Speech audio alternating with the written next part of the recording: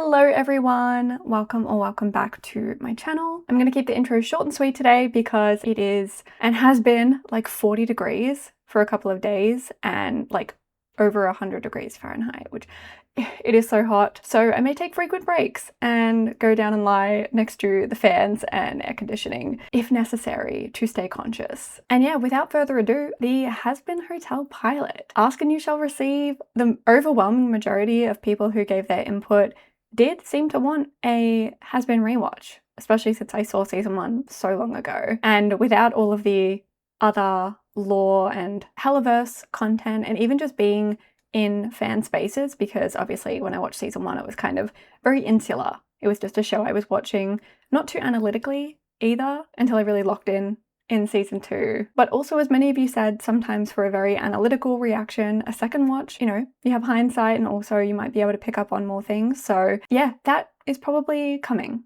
at some point. And the fact that many of you have also recommended the pilot, the original non-canon anymore pilot, I thought I better give it a go before diving into my rewatch. So that's what we're doing here today.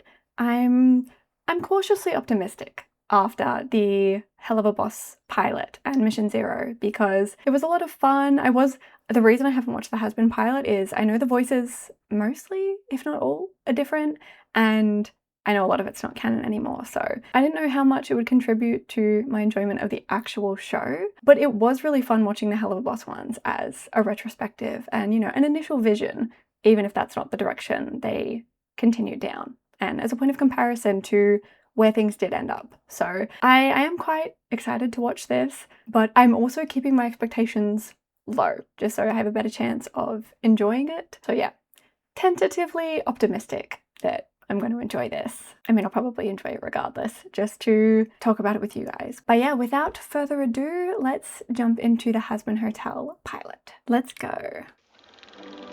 Spindle horse, of course. Ooh, almost paper-like. Song.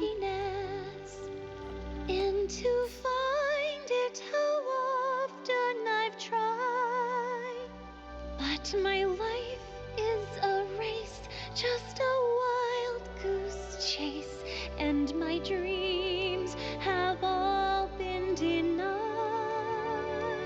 Okay, I'm on my pausing game today, as always, you already know, but okay, I can't tell about this, but I'm assuming, again, I don't know what's congruous with the show we currently have, and maybe what was planned. So I'll probably be making some assumptions and maybe they'll be answered later in the pilot, but I'm assuming that this is either Lilith, but she doesn't seem very Lilith-like. Okay, editing me, jumping in quickly.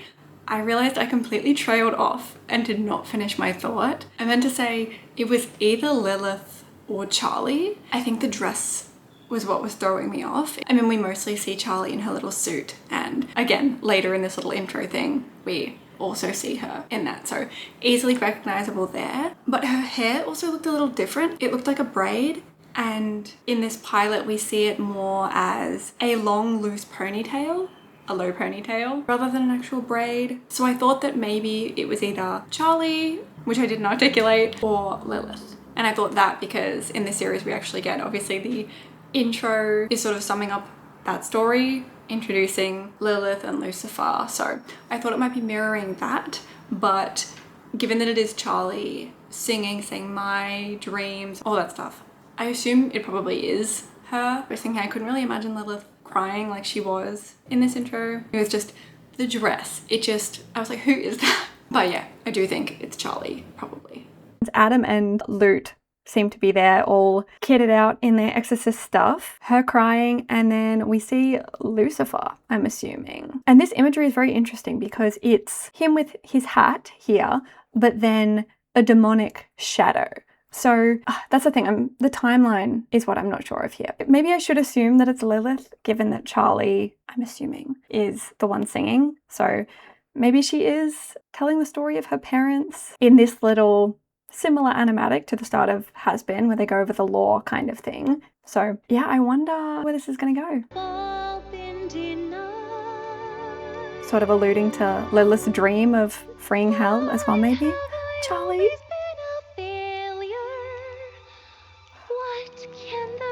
Literally in her dad's shadow. I wonder if the world's to blame. I wonder if it could be me. I'm always chasing rainbows. Fuck you, heaven. Watching clouds drifting by. Her days are numbered. My schemes are just like all my dreams, ending in the sky.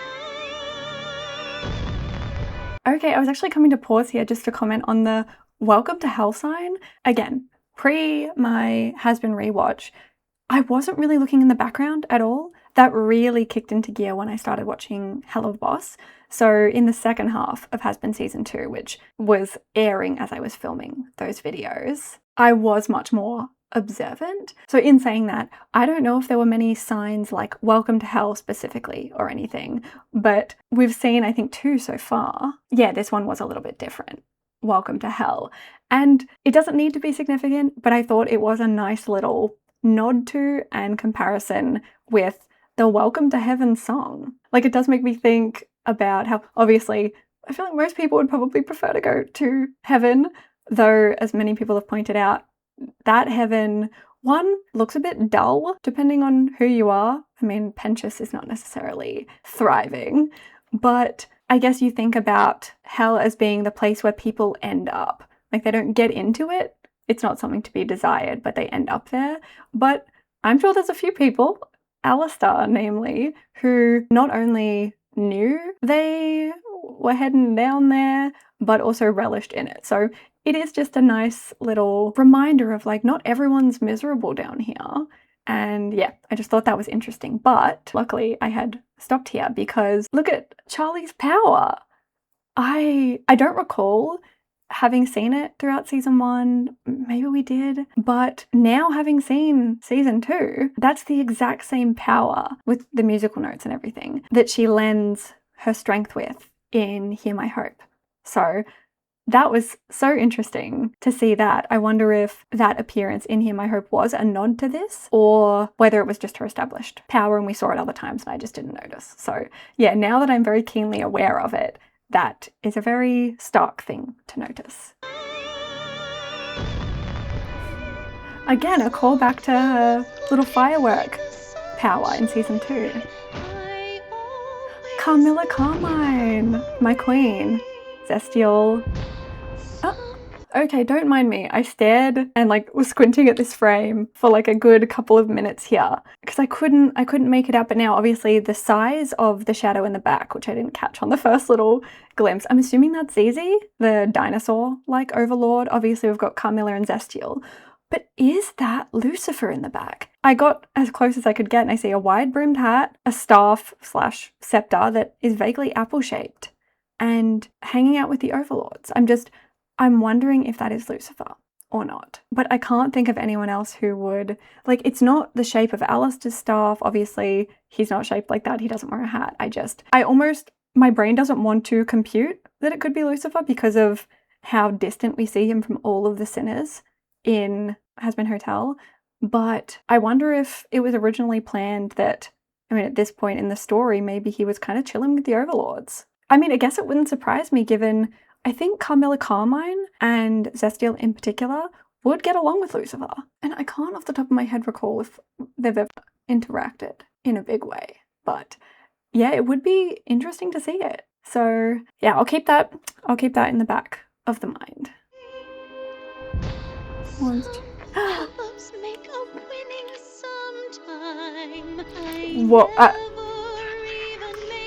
Oh my god, we're not even 2 minutes into the pilot and I already have so much to say. Wait, let me read that. Okay, something delight, something is to drink, and don't watch this shit if you're not. Maybe an age content warning. Okay, so much to comment on in this one frame alone.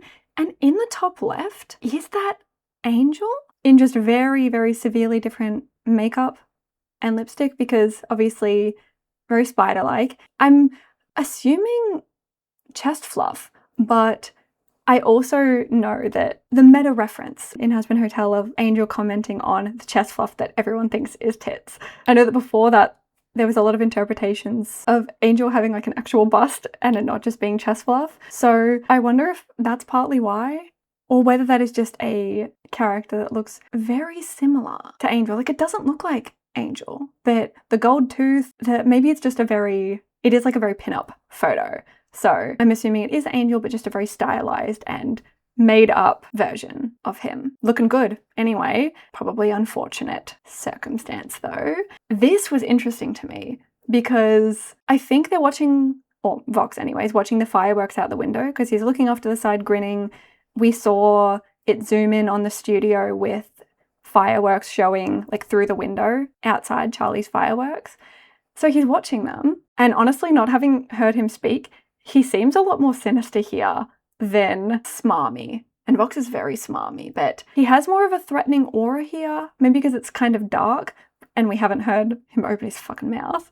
And also, I won't give too much away regarding my overall thoughts on Hazbin as a whole just yet, but spoiler alert, I'm kind of obsessed with the V's. They're terrible, terrible, terrible people. Like, they suck, but like kind of, not Val really, but the rest kind of iconic. I don't know. I just think they really stole the show in season 2 in a good way. Hence my likely excited expression when they showed up on the screen. But I'm seeing a little bit of different characterization here. And again, haven't heard them speak, so I can't, say for sure. But Velvet is almost looking more coquettish and much less girl boss. And I mean girl boss positively in this instance. Like, she's stylish, she's tech savvy, she's booked and busy, she is gaslighting, gatekeeping, girl bossing, and this Velvet, also, is she wearing like a very long dress? I mean, I don't know, the style is almost giving Disney princess. Like, look at the puffed sleeves, that's very Snow White, even those little colored regions on the puffed sleeves. The little heart dress, very soft colors with only a little bit of black, very colorful hair. Like, it's giving more Disney princess doll rather than Bratz doll. That's the distinction, I think. And then, is she flirting with Vox? Like, I'm pretty sure in the show, as we have it now and in the canon, she's a lesbian, right? This is what I was promised. But this scene, like the little almost schoolgirl, look up at him, the smile, and then get closer. And then Vox just looks very like irate about this. Very unimpressed. And this could just be because she's trying to get him involved in the social media aspect, as we then see her whip out the phone to take a photo. But I could not imagine Velvet cozying up to Vox like that in that way. Something is very wrong about this image. Now this scene I can imagine, doing it for the clout kind of thing. But just the actions before that, I don't know. I don't know where it sits with me, but I'm very intrigued about this version of Vox. And Val's also there too. So, yay! Okay, and again, this is more classic. She took the photo and now she's locked in, booked and busy on social media, but yeah, the events before that, not sure. Then Vox starts grinning, and I'm assuming looking over at Val, who I'm assuming is texting Angel. So maybe that's where this is going. Okay, and just to clock the micro expressions, it seems like Val's smile dropped receiving a message, and then Vox started smiling at that point. So what a twisted dynamic they have. But let's have a look at these texts. Did you get my money, Angie baby? Okay, it is Angel. I'm with a John now. I don't get why this needed to happen so soon after the extermination though, boss. Just do it. No sass, K-Sugar. Yes, Val. Do what? Interesting. But I'm with a John. That obviously implies a client of his, or rather of Val's. But I don't get why this needed to happen so soon after the extermination. Interesting. And I wonder what Val is asking him to do. Interesting. They Carmilla's daughters? Someone is dead? Franklin and Rosie Emporium. Okay, the person dead might have just been signifying we're in Cannibal Town. Because I'm assuming maybe Franklin was the husband that she talked about that she offed. Or maybe Franklin was a partner of hers, that woman on the ground, who she has pushed off this and has now fallen. But Franklin, I'm assuming, could be the late husband, maybe. Rosie, classic. I'm Ooh. always chasing rain. Casino, Devil's Diner, the bank. Ooh, lots of very different demons. Waiting to find a little bluebird.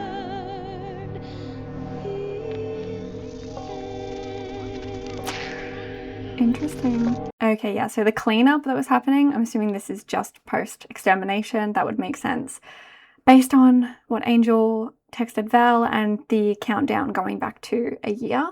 But yeah, let's read this. Resist. Lilith in concert. Again, we hear about Lilith using her voice and, you know, singing to sway the people in the actual show. Not that we see it, but sin means death. Extermination, I'm assuming. Extermination mandatory. Interesting. And then we have this shadowy spectre painted on the wall. Huh. Interesting. Yeah. Welcome to Hazbin Hotel. Very interesting setup so far.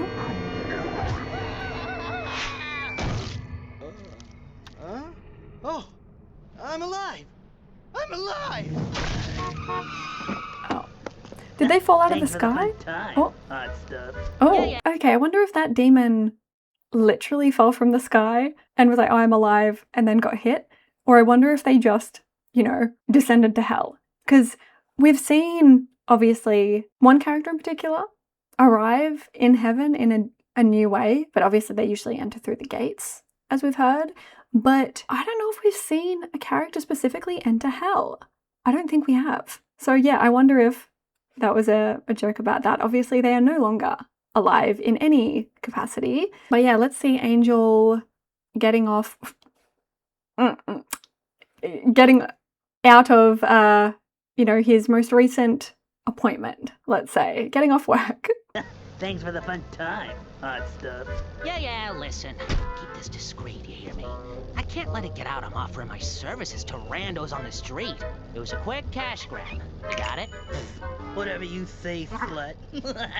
Ouch! Ooh, such an insult. Let me know when you come up with something creative to call me, you sack of poorly packaged horse shit. Tell the missus I said hi. Schnuckums. Back up. Put foam on my head.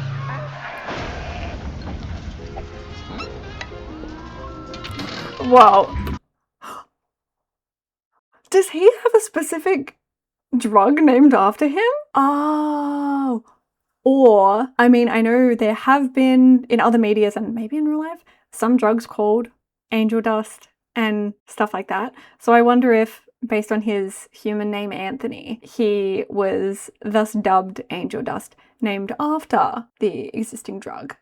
Maybe. Interesting. I was going to say he'd have to be a pretty prolific user of angel dust to have it named after him. But I will assume that he was dubbed with that moniker because of his nose candy habit, let's say. But yeah, I just wanted to quickly come back here because I don't know if it either has, you know what, if it has significance to me, then I can say it has significance, but it could just be coincidental. But I think the fact that you could draw parallels from it is fun and interesting. And that's, as soon as we cut over to Angel's scene, you see in the background the Jackpot Hotel with a casino.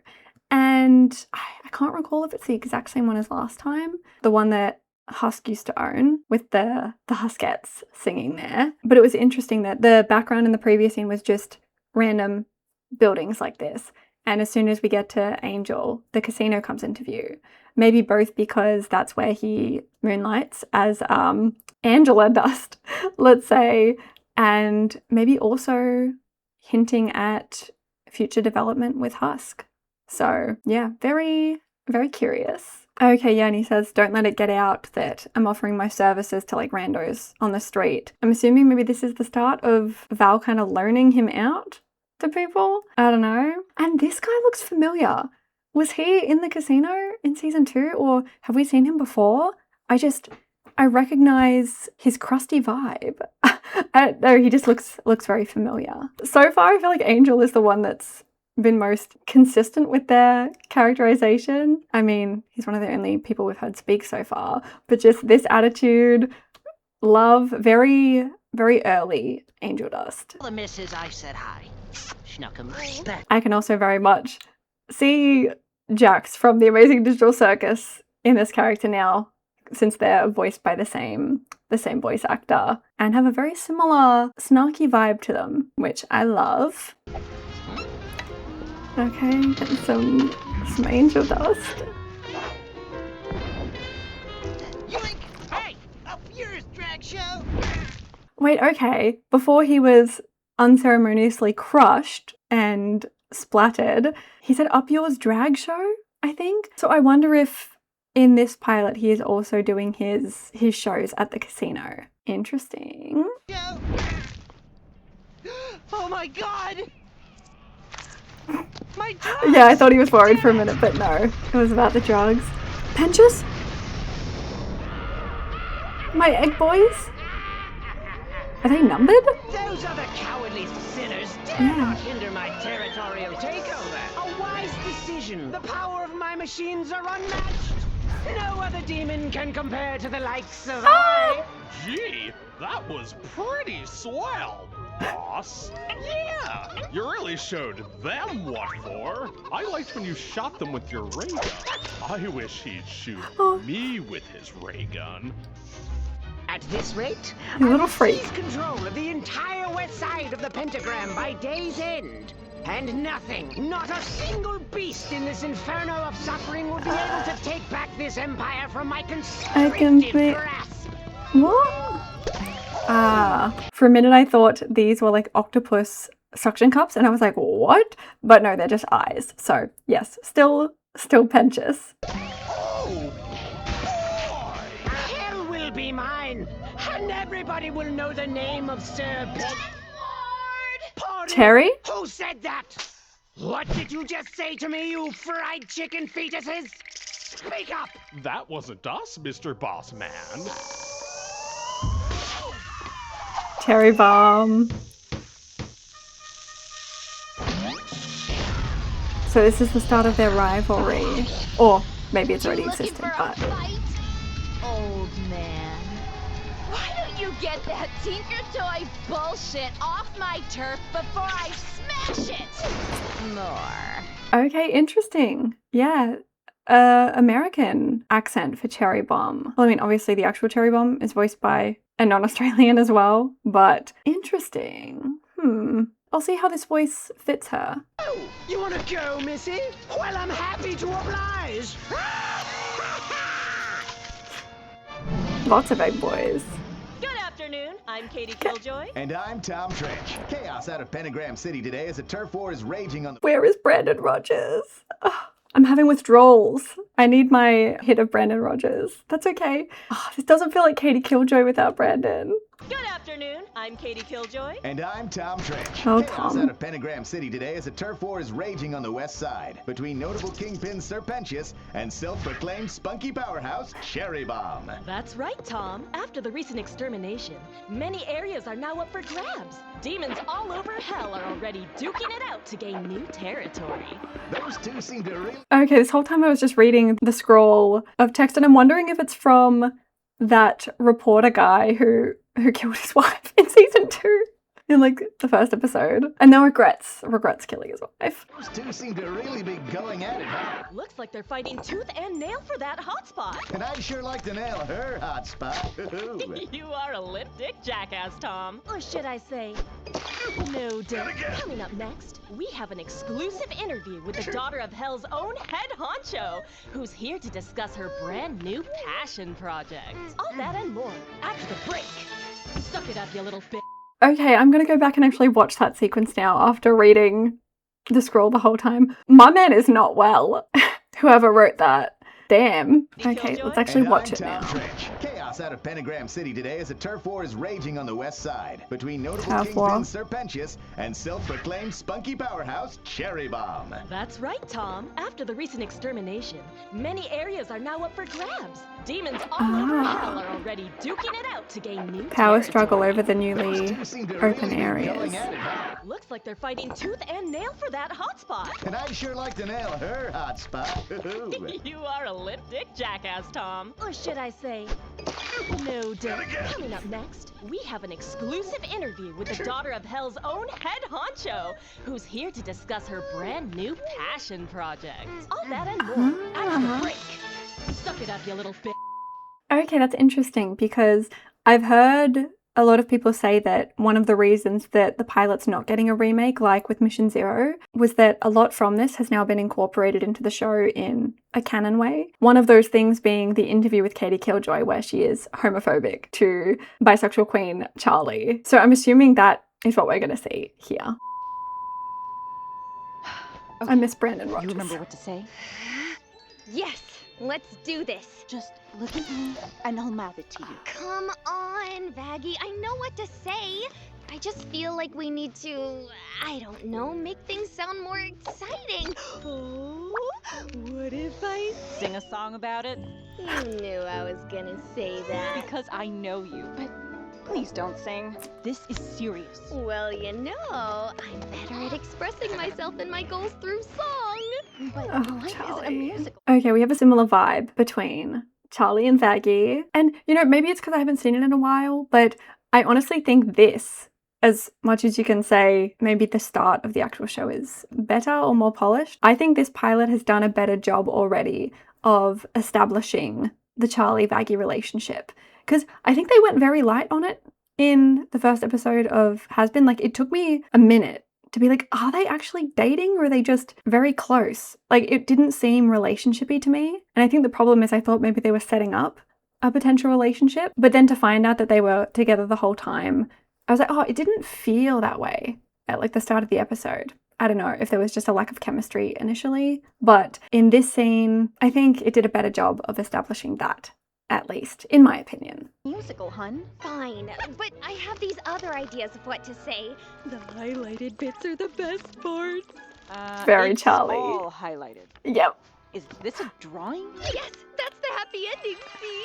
Everyone's smiling and happy in heaven. I don't think it's that simple. Just please follow the talking points we went over. And do not sing. Okay, fine.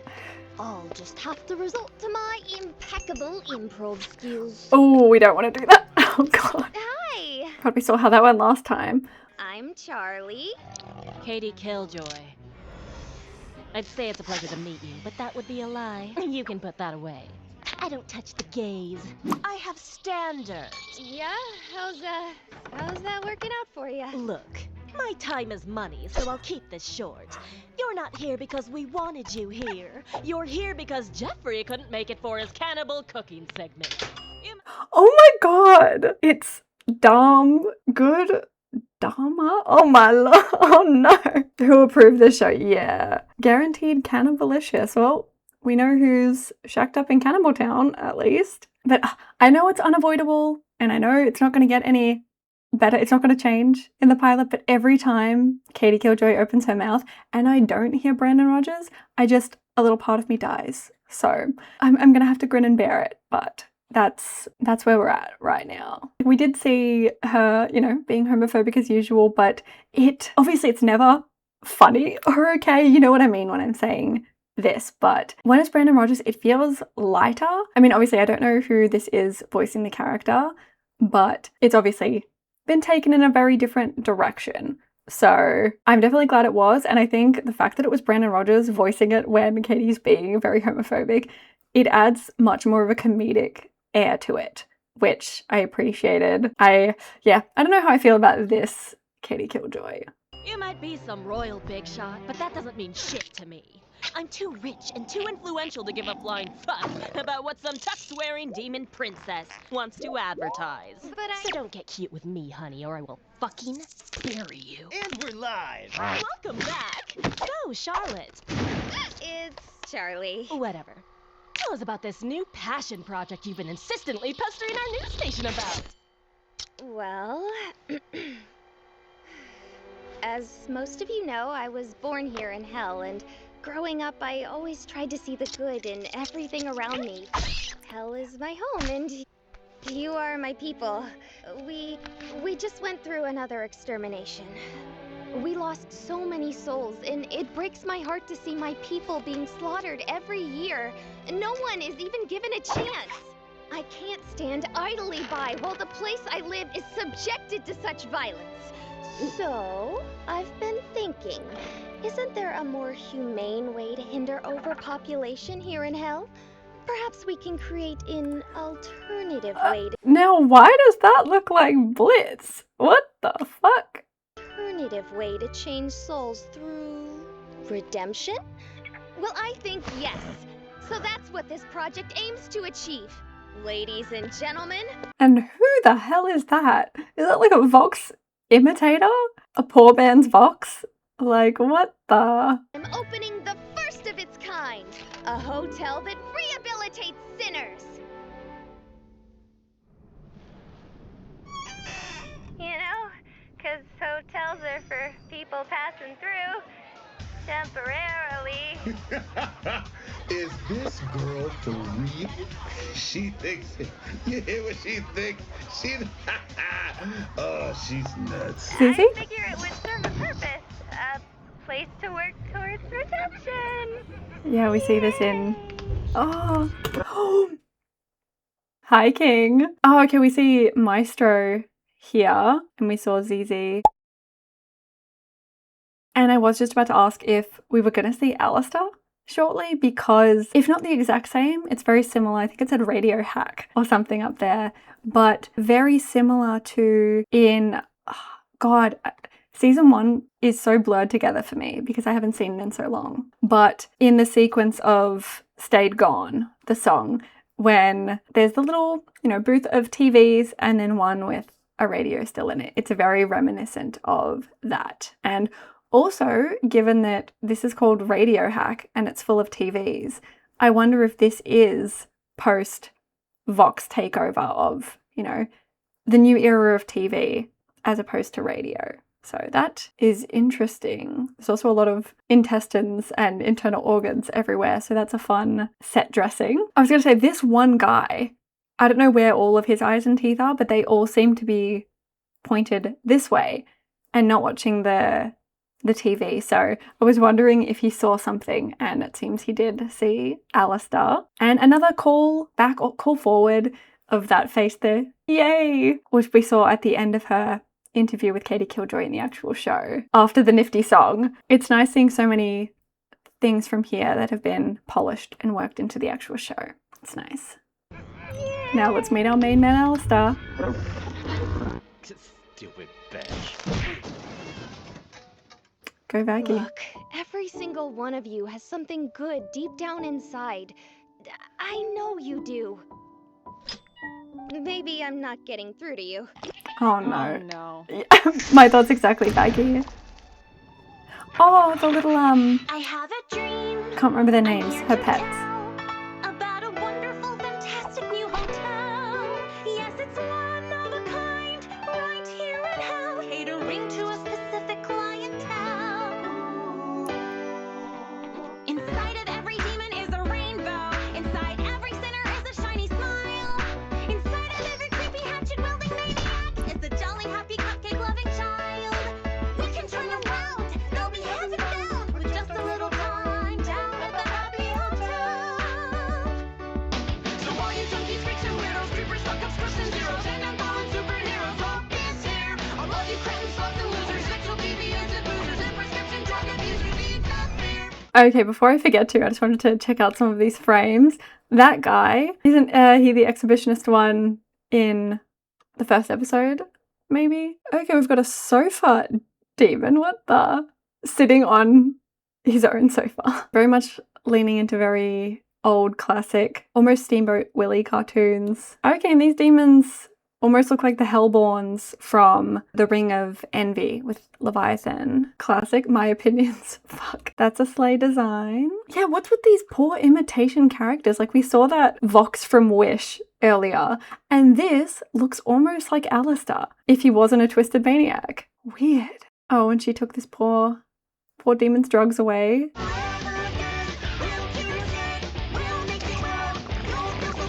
Dr. Charlie with no R in it.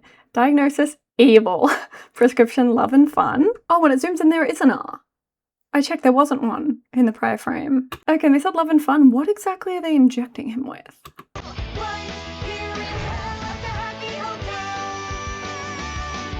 Okay, this is sick. Because although we do see her go like full demon mode, maybe not full, demon mode a couple of times, but she's never quite looked like this. And by that, I mean Lucifer. Like, her expression here is very much reminiscent of Lucy. Whereas usually when she kind of does go demon mode, she still keeps a lot of her features. So that is very interesting. There'll be no more fire and no more screams. Just puppy dog kisses Oh. and cotton candy dreams. And the puppy will Context. Good. When I watched the original Hell of a Boss pilot and I saw this image on the screen that Luna was watching, I think, of Charlie with cotton candy holding a puppy. And I'm like, what possibly is the context for this? Now it makes sense. Okay, I'm up to speed. puppy woofy clothes. You're gonna be like, wow, once you check in with me. So while you're punching corner pictures, figures, looking predictions, fictional crucifixion, and for you. I knew it. In the corner of my eye, I swear I saw something that said my waifu, and I'm justified. Get that away from him. All you monsters, and crazy cannibals and crying babies, hopping others full of rabies, little witch tears. Okay, we see Zestial. Interesting older cannibal design, maybe.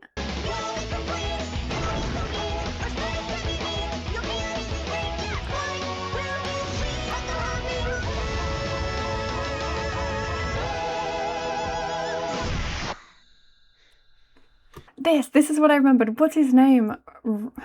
Rooster, maybe? I can't remember, but obviously he's a guest in season 2. And like, who is that? Oh, he's been here the whole time. I mean, I guess he has. I'm pretty sure that's him. Mimsy! Okay. I will say this shot was gorgeous. Okay, let's continue, but they don't seem impressed. Wow. That was shit. Oh. What in the 9 circles makes you think a single denizen 9 of hell circles. would give 2 shits about becoming a better person? You have no proof that this little experiment even works. You want people to be good just because? Well, we have a patron already who believes in our cause, and he's shown incredible progress. Angel? Oh, and who might that be? Oh, just someone named Angel Dust. The porn star? You fucking would, Tom. Oh, In any Tom. case, that's not even an accomplishment. I'm sure you can get that hooker to do anything with enough booger sugar and lube.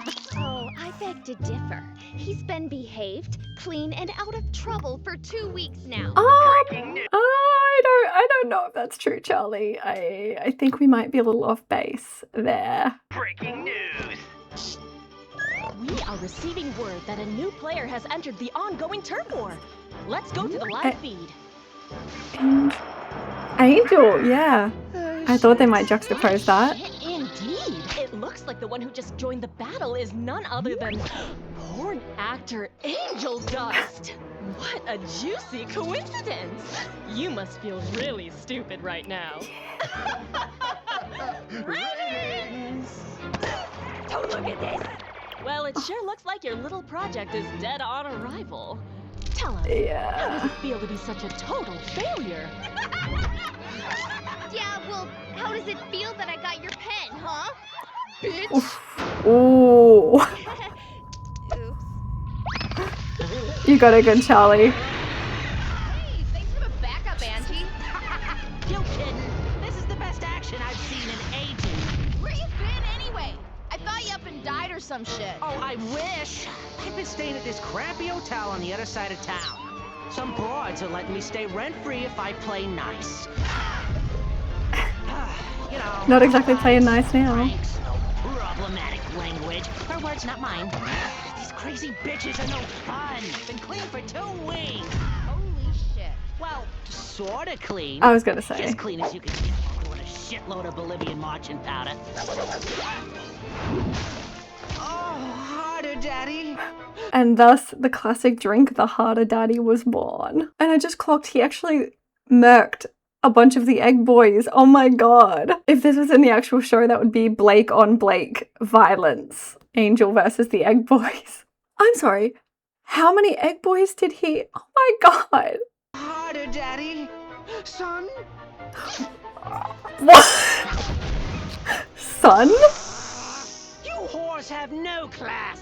In war, the side remembered is the side with the most style. Or the side that ain't dead. Speaking of style, is your hat, like, alive or something? Oh, well, My question. That's none of your goddamn business. Now is it?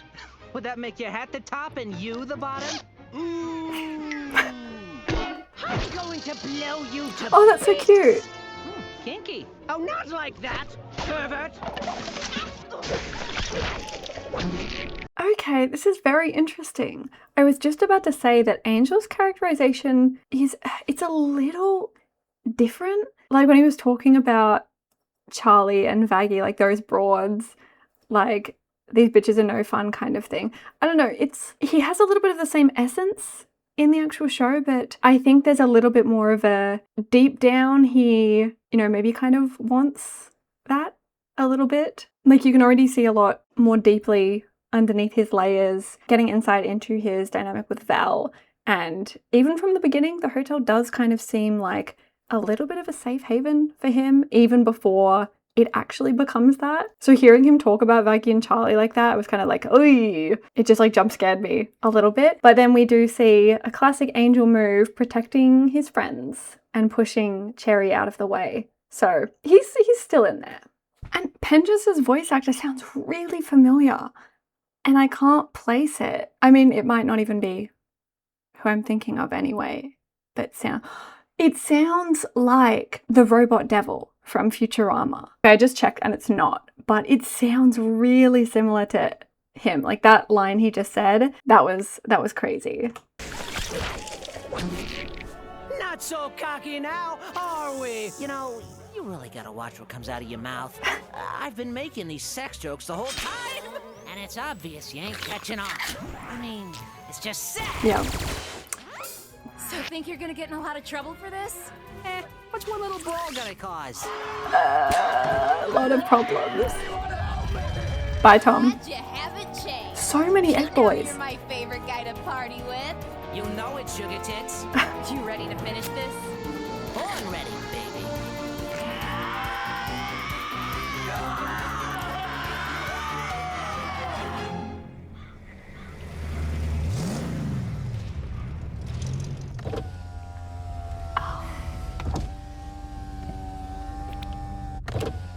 What? Oh, Angel.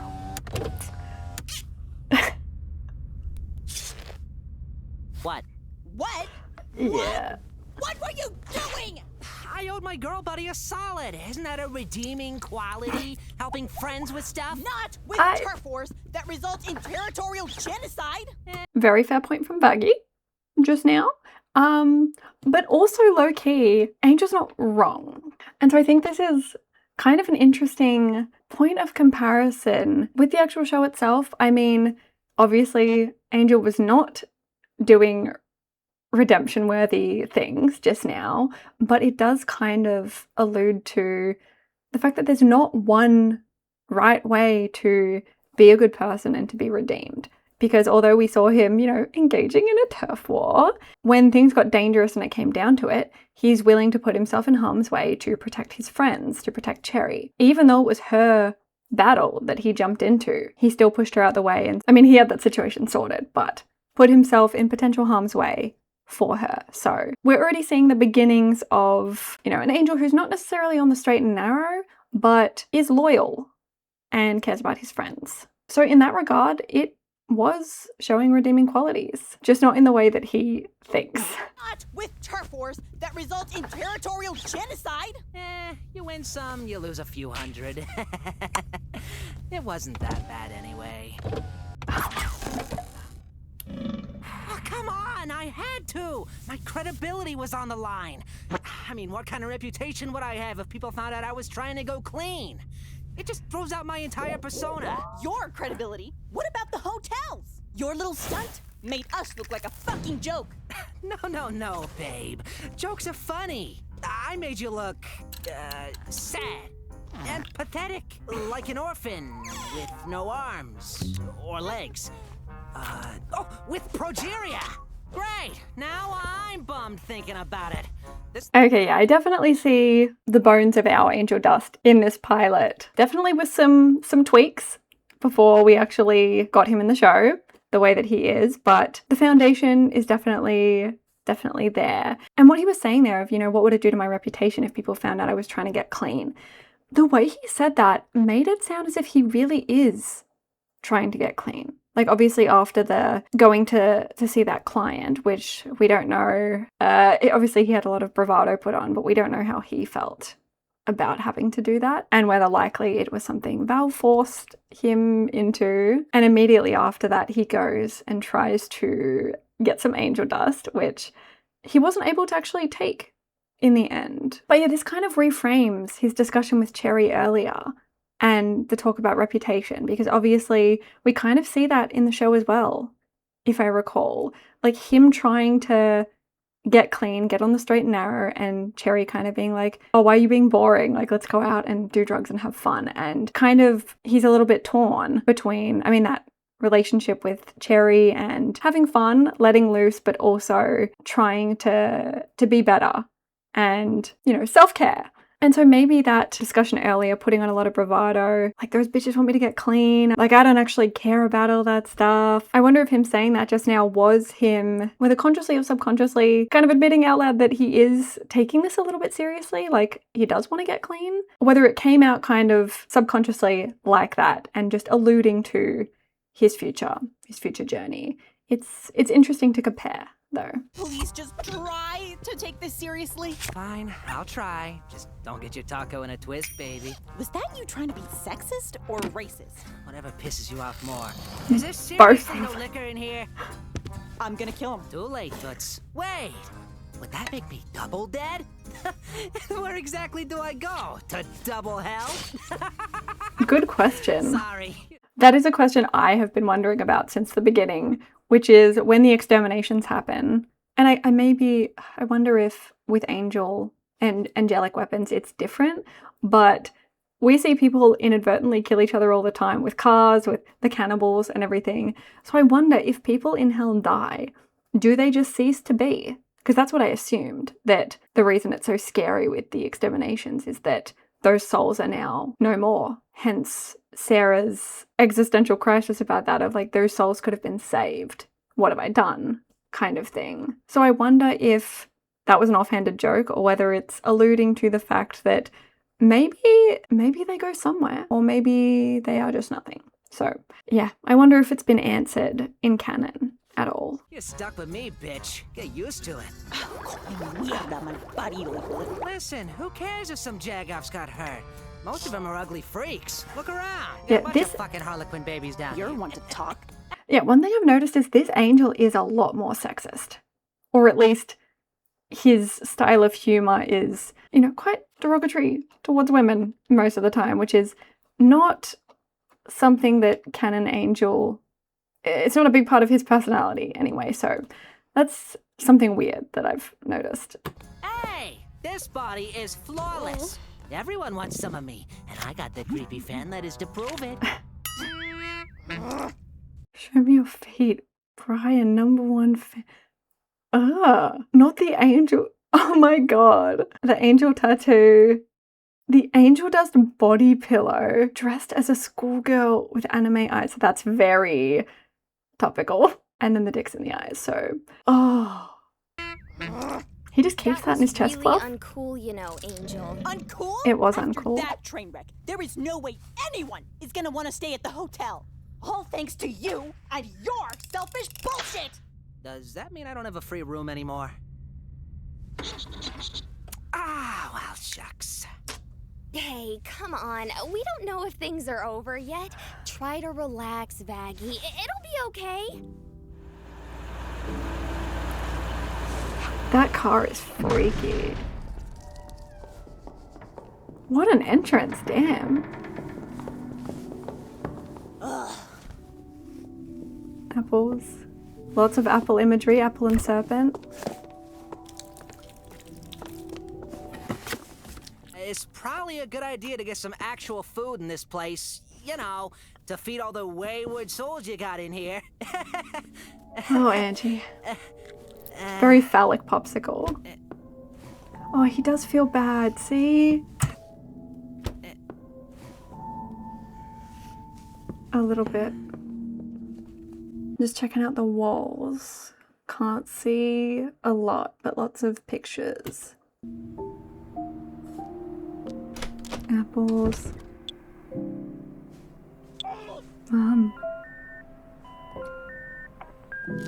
Hey, Mom. I know I keep calling, and you must be busy.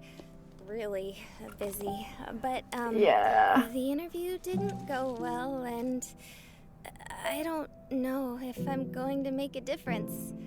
I don't know what I'm doing. Charlie feels younger. I could really use some advice, this. Mom. I think Dad was right about me. Well, What? Anyway, I'll stop talking before this gets long. Love you. Bye. Now, what the fuck was that? Are you telling me that in this version, Lucifer actively called her a failure? Because we saw at the start that when she was kind of singing her song, she talked about either being a failure or being called a failure.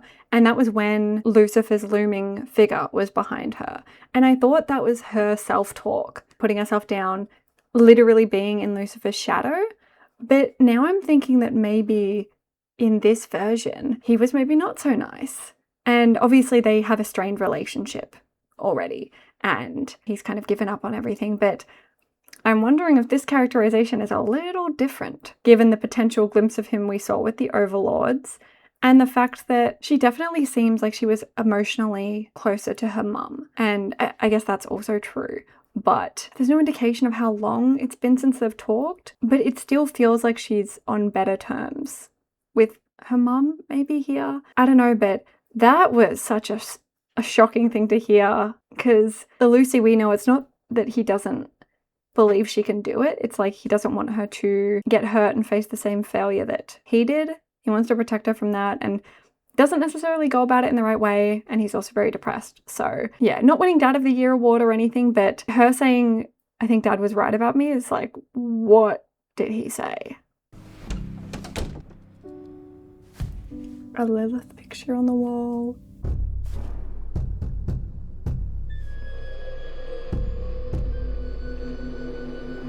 Alistair?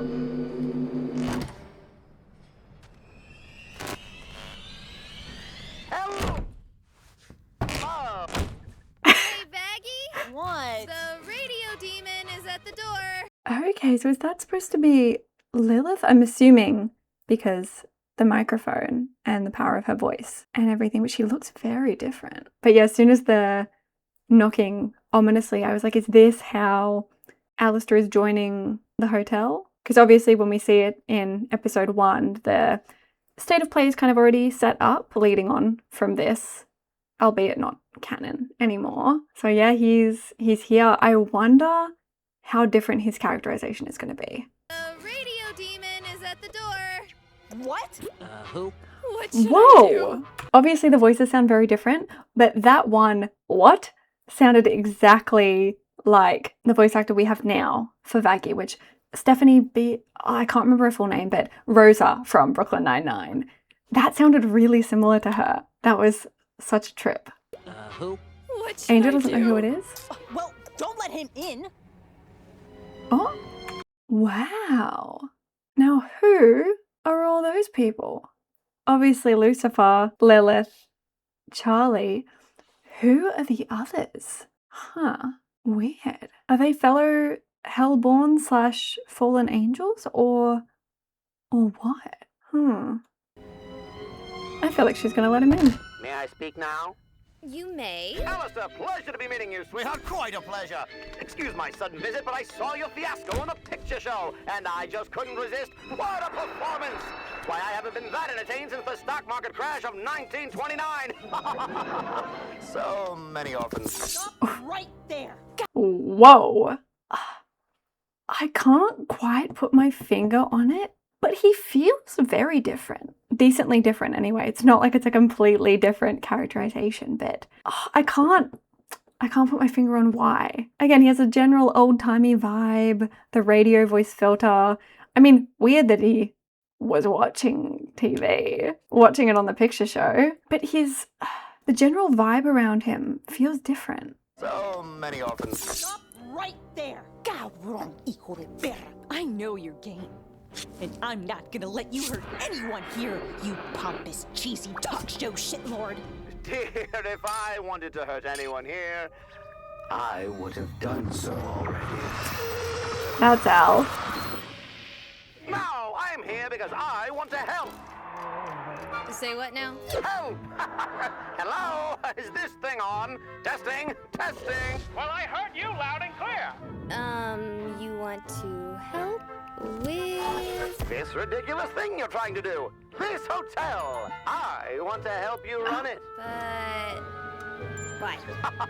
Why does anyone do anything? Okay, we're definitely seeing parts of our Alistair, but I think I've kind of figured out where it's diverging a little bit. Maybe I can articulate it better once we've seen more of it, but it almost seems like this is how Alistair maybe would have acted on Earth. Because once we see him in hell, yes, he's still, you know, smarmy and cracking like old-timey puns and that general vibe, but he seems almost too human here.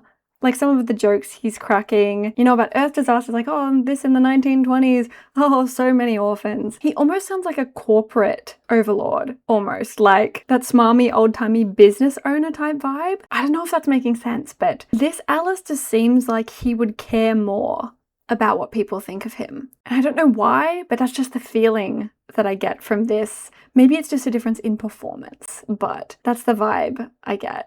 Anyone do anything? Sheer, absolute boredom. I've lacked inspiration for decades. My work became mundane, lacking focus, aimless. I've come to crave a new form of entertainment. Does getting into a fistfight with a reporter count? Again, I feel like I can't articulate it. Why? But I feel like our Alistair wouldn't. He's too calculating to say things like that. It's like every word out of his mouth, for the most part, is very measured, very calculated, and maybe there's a double meaning behind what he says, but he chooses his words very carefully and keeps everything very close to the chest. It feels like you never really know what he's thinking. Whereas this Alistair coming out and saying like sheer absolute boredom, I lacked inspiration, all of that stuff, you know, uninspired for decades. It feels like admitting to a shortcoming that our Alistair would not. Even if not true, he wouldn't show even that level of weakness. I don't know. And I wonder if this version, I mean, obviously I doubt it was actual boredom. He says it convincingly enough, but I wonder if they had already decided what, or rather who, was going to be the deciding vote for why he joined the hotel. Order count is entertainment? It's the purest kind, my dear. Reality, true passion. After all, the world is a stage, and the stage is a world of entertainment. So, does this mean that you think it's possible to rehabilitate a demon? Of course not. Yeah, That's no. wacky nonsense. Redemption. Oh, the non-existent humanity. No. I don't think there's anything left that could save such loathsome sinners. The chance given was the life they lived before. The punishment is this. There is no undoing what is done. So then, why do you want to help me if you don't believe in my cause? Consider it an investment in ongoing entertainment for myself. I want to watch the scum of the world struggle to climb up the hill of betterment, only to repeatedly trip and tumble down to the fiery pit of failure. Okay, I have many thoughts about this. Obviously, again, we see the bones of his character here. Yes, literally in his case, he quite the fan of bones, this one. But essentially, he's like got the essence of Alistair in a lot of ways, but either the character was taken in a different direction writing-wise, or this performance took it in a different direction than maybe how Amir ended up playing him. But even some of the dialogue, like we leaned closer into more Alistair vibes there, saying that helping out with the hotel is an investment in his own entertainment. And like, I can see that kind of attitude from Alistair, but also it weirdly felt out of character talking about specifically doing it to watch people like try and fail, as in like that's his reason for doing it. I'm sure our Alistair still enjoys the schadenfreude when he sees people fuck up. We obviously see that with his relationship with Vox, but I always took it like almost that voyeuristic pleasure he gets out of watching people fail. I always took that to be more people fail and he succeeds. Like every action is like him moving himself up in the world, and it's like every action has him at the center of it, very, very selfishly. And so he likes to watch as we see, the other overlords, you know, kind of be taken down one by one, taken down a peg, but it's so that he can rise in their power. It's all about his own gains, rather than just the wish to see a bunch of people fail if he gets nothing else out of it. Does that make sense? This Alistair feels, almost much more corporate, a little more cartoon, mustache twirling villain. Like, he seems polite enough on the surface in some ways, speaks in that old-timey way, but then he's actually very obvious in his evil. Whereas I just think our Alistair keeps his cards a little closer to the chest and doesn't reveal too much. Okay, just to further articulate what I was kind of saying, I don't know if it's coming across, I can't really describe it either, but it's almost like a grifter. Like, he's coming across almost like snake oil salesman, if that makes sense. A kind of greasy, jovial nature rather than menacing, kind of. I hope you get what I'm trying to say. So yeah, I think there's a few different points where I think the characterization is diverging, but I'll keep thinking on it. Right. Yes, indeedy. I see big things coming your way, and who better to help you than what's the deal with Smiles over there? Wait, you've never heard of him before? You've been here longer than me. The radio demon, one of the most powerful beings hell has ever seen. Not big on politics. Ugh. Decades ago, Alistair manifested in hell, seemingly overnight. He began to topple overlords who had been dominant for centuries. That kind of raw power had never been harnessed by a mortal soul before. Then, he broadcast his carnage all throughout hell, just so everyone could witness his ability. Sinners started calling him the radio demon. As lazy as that is. Many have speculated what unimaginable force enabled him to rival our world's most ancient and destructive evils. Oh, okay, that was weird. I mean, obviously, that's kind of a good note that Vox is, even in this pilot, someone to be watched, let's say. Because season 2 excluded. In season 1, although we know that he's one of the overlords, it did feel like he was very much second fiddle to Alistair. Like, he didn't hold a candle to him, and it didn't feel like they were on the same level, really. It felt like he was kind of out of his depth and did not have anywhere near the power that Alistair had previously had. So to see him up here at the top of the overlords, I guess, is, you know, a good signifier of power even this early on. But the bird on the right there looks very similar to Visago and like some of the Osgoisha, so that's what was tripping me out. But yeah, also this characterization is very, I mean, the Alistair that we got. So that is kind of making me think that maybe it was just a different direction that the performance or the actor was kind of taking it. And maybe if Amir did these same lines, maybe it would come across as more of our Alistair. But you know what? I think I figured out what it is. And it's almost like this Alistair is a combination of Alistair and Vox. Hear me out. I mean, he keeps doing the Vox thing of like putting his hands on Charlie's shoulder and, you know, the thing that Alistair hates Vox doing. And again, with the sort of like corporate speak, the smarminess of overt manipulation, whereas I personally feel that Alistair is much more conniving and words things in more of a subtle way a lot of the time. Gets under people's skin in a subtle way, whereas this Alistair was much more overt and just, you know, really spilling the beans about whether it's true or not. A lot of his motivation and plans, like talking just to hear himself talk, which reminded me a lot more of Vox. And again, the caring what people think. Like, rather than just serving his own ends, it feels like this Alistair is more concerned a little bit with people's perception of him, or he just behaves that way anyway. It was just very reminiscent of Vox. It feels like a little bit of Vox's essence is like in this Alistair, just in my opinion. You guys might have a completely different interpretation, which is also fine, but yeah, there's just a slight difference in personality, I think, here. But one thing's for sure. He's an unpredictable source of danger, a wicked spirit of mystery, and a violent monster of chaos, the likes of which we can't risk getting involved with unless we want to end up erased. That's my Alistair. He looks like a strawberry pimp. Well, I don't trust him. To be fair, do you trust any man? Any men? Men? Charlie, listen to me. You can't believe this. Cockatoo. He isn't just a happy face. He's a deal maker. Pure evil. He can't be redeemed. And is most likely looking for a way to destroy everything we're trying to do. We don't know that. Look, I know he's bad, and I know he probably doesn't want to change. But That's an whole understatement. point of this is to give people a chance. Have faith, things will be better. How can I turn someone away? I can't. It goes against everything I'm trying to do. Everything I believe in. Just trust me. I can take care of myself. Charlie, whatever you do not make a deal with him. Great imagery there. I picked up one thing. Seeing so many little paintings and pictures of Charlie and Lilith. Picked up one thing from my dad. You don't take shit from other demons. Huh. This is the thing. See that, the painting on the top right? That, like, in the Hell of a Boss... No, actually not the original pilot. Was it Mission Zero?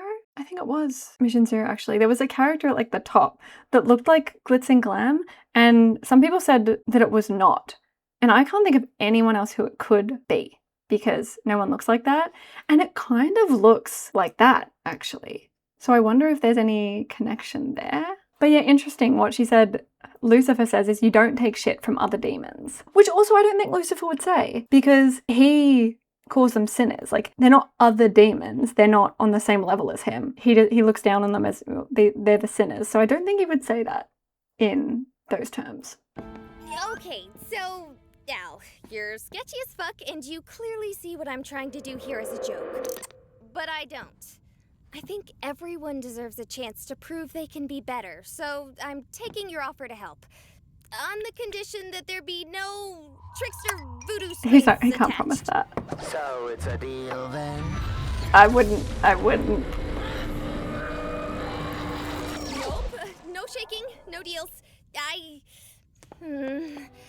As Princess of Hell and heir to the throne, I hereby order that you help with this hotel for as long as you desire. Sound fair? Fair enough. Cool beans. Smile, my dear. You know you're never fully dressed without one. So where is your hotel staff? I mean, it's just you, man. And I guess Husk when he brings Husk in. Oh, I hope we do see that.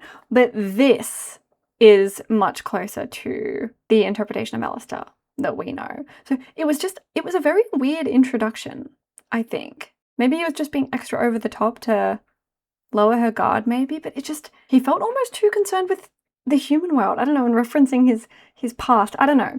There was just something that was a little bit off about that introductory sequence. And then as soon as he started talking about helping and the deal, the eyes changed, the face changed. I'm much more familiar with this Alistair. Well... Oh, you're going to need more than that. Yeah. And what can you do, my effeminate fellow? I can suck your dick. Ha! No. Your loss. Well, this just won't do. Oh my god. That brief facial expression. Oh my god, that just like shattered something in him. Good old Alistair. An ace in the hole. Your loss. Well, this just won't do. I suppose I can cash in a few favors to liven things up.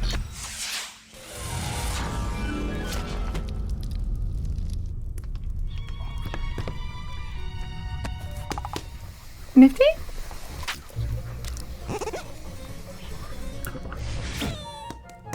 This little darling is nifty. got you. It's been a while since I've made new friends. Why are you all women? I didn't even hear! I'm sorry if that's rude. Oh man, this place is filthy. It really needs a lady's touch. Okay, good to see Nifty. The poodle skirt, I don't know if she's wearing that. I doubt it, but in this, wearing the poodle skirt, like, that's a nice touch. But I don't know if it's just me. And if it is, that's fine. But a lot of the humor in this first pilot is very gender-based humor. I don't know why. It's a bit of a weird vibe. Like, lots of like low-key misogyny from Angel Dust. I guess there are some jokes in it, but Alistair calling Angel like this feminine fellow, Nifty making a bunch of jokes are like, why are there only women here? Where are all the men? Like, so much of it is... Oh, and also about Vaggie, like, do you trust any man? Any man, any... It's just a weird thing to notice because I guess stretched across the whole show, there are some, like, little jokes here and there, and they're very fitting in character. Whereas this has been, like, 25 minutes, and it's been chock full of pretty much just those jokes, which is kind of weird. And that's also something I don't think Alistair would say, like, my feminine fellow. Like, he's a little too jovial still. Like, yes, our Alistair always has a smile. He always has a faintly menacing aura under everything he says. Whereas, what can you do, my feminine fellow? Yes, you might be hiding the malice, but with our Alistair, it's always there. Just, like, underneath everything he says. So, yeah. Just lots of weird things. It really needs a lady's touch, which is weird because you're all ladies, no offense. Again. Gosh, this is awful. Nope. Ha! Freedom and wheat, boys. Full. Hell? What the fuck is this? Just teleported Husk. You. Ah, Husker, my good friend.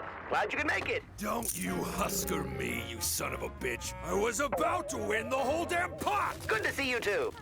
What the hell do you want with me this time? My friend, I am doing some charity work, so I took it upon myself to volunteer your services. I hope that's okay. Are you shitting me? No, I don't think so. You thought it would be some kind of big fucking riot just to pull me out of nowhere? You think I'm some kind of fucking clown?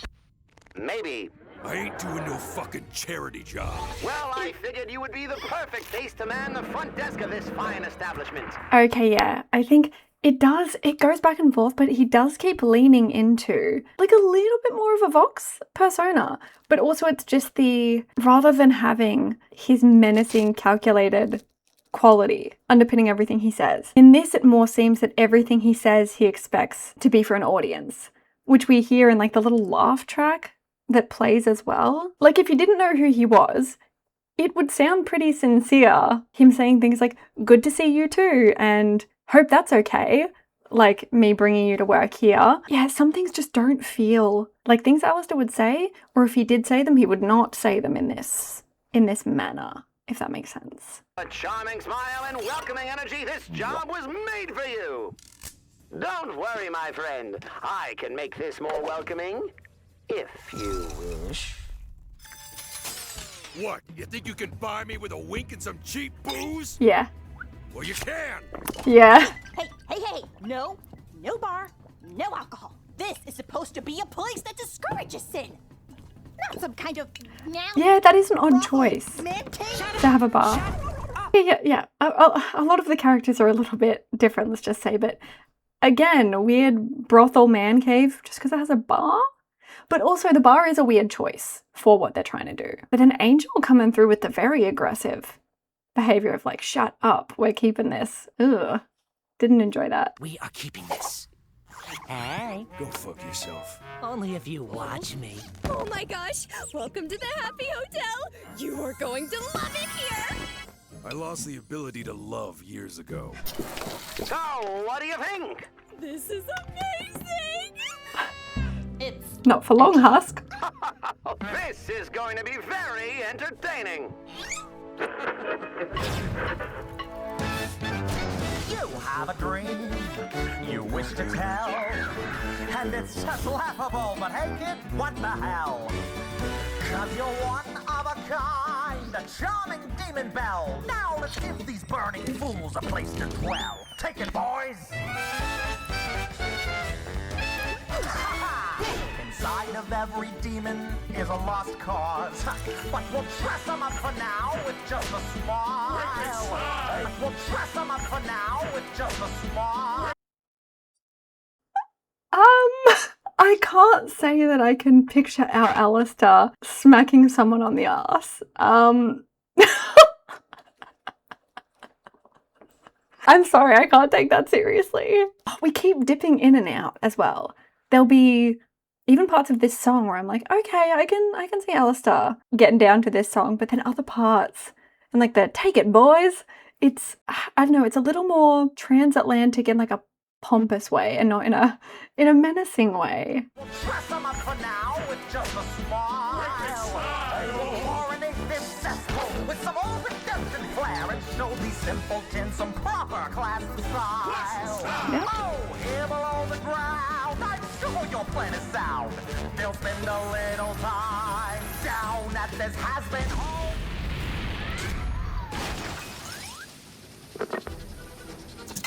Well, well, well.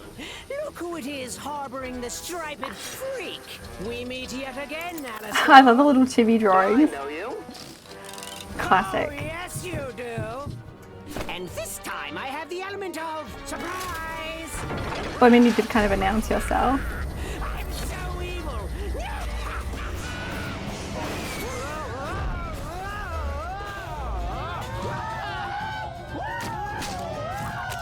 Ooh. I mean, in terms of powers... Okay, I mean, that is more classic Alistair.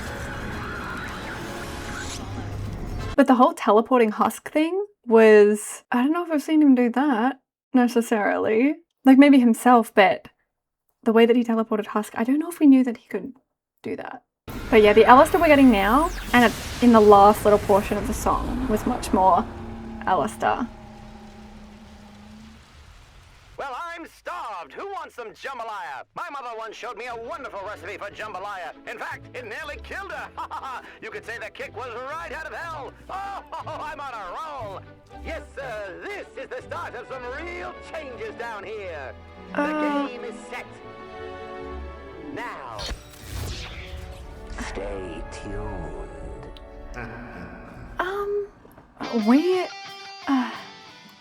Okay, I checked and there's a little something at the end. Pinches. Now will you shoot me with your ray gun? Freaky little egg boys. Okay, well that was the original pilot. Yeah, I was just gonna say that was a weird note to end on because again, maybe it was just a different direction. I keep saying it, but I can't conflate these two different versions of Alistair in my mind. Like they're not that different, but they feel very different. And I don't know if that's a common conception about this show or the pilot, rather. Like if you guys think that this is very our Alistair, let me know. But yeah, we just kept going in and out of something that felt very quintessentially Alistair and then something that felt more like the smarmy fake Vox persona. I don't know. Obviously, characterization is going to change. Same with the Hell of a Boss pilot. But I'd be interested to know what the characterization of Vox was going to be. Because I wonder if, based on his appearance, he seemed a lot more threatening in this. So I wonder if Alistair was kind of going to be that little bit more jovial. And maybe Vox was going to be a bit more calculated. Obviously, they both kind of go in the directions they go. But it's just something that I was thinking about. Because, yeah, something just wasn't quite right. I don't know. Damn. I was going to say better than I thought, but interesting. It definitely was interesting. I definitely see why it's no longer canon anymore. Because again, the characterization is just a little too different and they diverge just a little too much for it to be a good setup for the actual show, I think. If I had seen the pilot first, I definitely would have gone in with a different impression of Alistair, of Angel Dust, a little bit of Charlie, I think. She seemed a little bit more childlike here, at least in season 1 of the actual show. She feels a little bit more mature and a little bit more self-assured. In this, she feels a little bit younger. Baggy was pretty similar. Husk, similar enough. Didn't get too much of the V's, but what we did was probably enough. Actually, no, I take it back. The little snippet of Velvet, I'm like, that's not canon to me. But yeah, I'm still letting my thoughts kind of process on how I feel about that original pilot. It was a bit of fun, but I'm definitely, again, glad that we got the show that we got instead. Oh, and also Katie Killjoy. I obviously would have had a different impression of her going into it. But yeah, honestly, I'm very curious to know what you guys think. Whether you like the pilot, either just inherently or for what it is anyway, and whether or not you picked up on some of the little character differences that I saw, because I might be reading into it too much, but that was just my interpretation of some things. So I'm interested to know if any of you share those, or if you have your own interpretations of how you think the characters are the same or even how they're different. So please let me know. Let's chat about it, because I'm still letting my thoughts cook on this one. And yeah, that's the pilot. Very interesting. Okay, I will finish things up there. Thank you so much for watching. As always, I hope you enjoyed, and as usual, I can't wait to hear your thoughts. And yeah, I will see you in the next video.